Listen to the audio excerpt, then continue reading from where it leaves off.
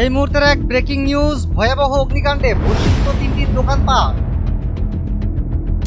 শিলচর সংলগ্ন মাসিমপুরে সংঘটিত হয় অগ্নিকাণ্ড। ফায়ার ব্রিগেড পৌঁছানোর আগেই ছাই দোকান সামগ্রী। মাসিমপুর থেকে এই অগ্নিকাণ্ডের দৃশ্য দেখতে পাচ্ছেন নর্থ ইস্ট আপডেটের পর্দায়।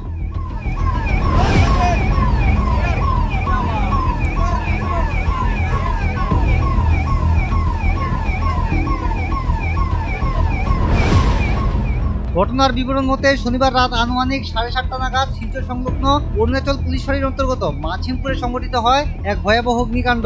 অগ্নিকাণ্ডে ভস্মীভূত হয়েছে 3টি দোকানপাট। জানা গেছে একটি হার্ডওয়্যারের দোকানে আচমকা অগ্নিকাণ্ড সংঘটিত হয়। দোকান মালিক কোনো কিছু বুঝে ওঠার আগেই আগুন ছড়িয়ে পড়ে পার্শ্ববর্তী দোকানগুলোতে এবং মুহূর্তের মধ্যে আগুনের লেলিহান শিখা গ্রাস করে ফেলে একে একে করে 3টি দোকান। অগ্নিকাণ্ড নজরে আসতেই ঘটনাস্থলে ছুটতে থাকেন স্থানীয় মানুষ। খবর পেয়ে দলবল নিয়ে ঘটনাস্থলে পৌঁছে অরুণাচল পুলিশ এবং কিছুক্ষণ পর শিলচর থেকে পৌঁছয় দমকল বাহিনী। কিন্তু ততক্ষণে আগুনের লেলিহান শিখা গ্রাস করে ফেলেছে 3টি দোকানের লক্ষ লক্ষ টাকার সামগ্রী। মাসিমপুর থেকে এই অগ্নিকাণ্ডের দৃশ্য দেখতে পাচ্ছেন নর্থ ইস্ট আপডেটের পর্দায়।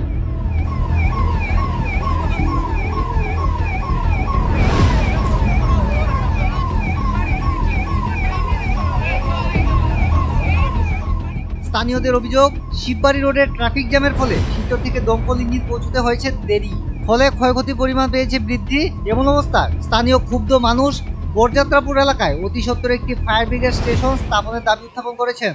আজকে এত যানজট, এত ট্রাফিক জ্যামের কারণে 1.5 ঘন্টা লেট হয়েছে আজকে এই স্টেশনে ফায়ার ব্রিগেড পৌঁছতে। আজকে যদি ফায়ার ব্রিগেড এর আগে যে পৌঁছতো তাহলে অন্তত পক্ষে একটা পরিবার আজকে সুন্দর সুষ্ঠুভাবে দোকানের যে একটা স্বপ্ন ছিল এটা বহন করতে পারতো। 20 লক্ষের মতো খরচ হয়, মানে ক্ষতি হয়েছে। আজকে আমাদের তারাপুরের ফ্লাইওভার কই, আজকে শিববাড়ি এত ভয়াবহ অবস্থা দীর্ঘ 3-4 বছর থেকে। এখন বর্ষার সিজন। আমি আজকে ডিসি মহোদয় তথা ডিস্ট্রিক্ট অ্যাডমিনিস্ট্রেশন তথা আসাম সরকার মাননীয় হিমন্ত বিশ্ব শর্মার কাছে মহোদয়ের কাছে অনুরোধ করছি যাতে অতি সত্বর বরযাত্রাপুরে একটা ফায়ার ব্রিগেড স্টেশন ইউনিট দেওয়া হোক, যাতে এই অঞ্চলে যদি এরকম কোনো বিপদ আপদ হয়।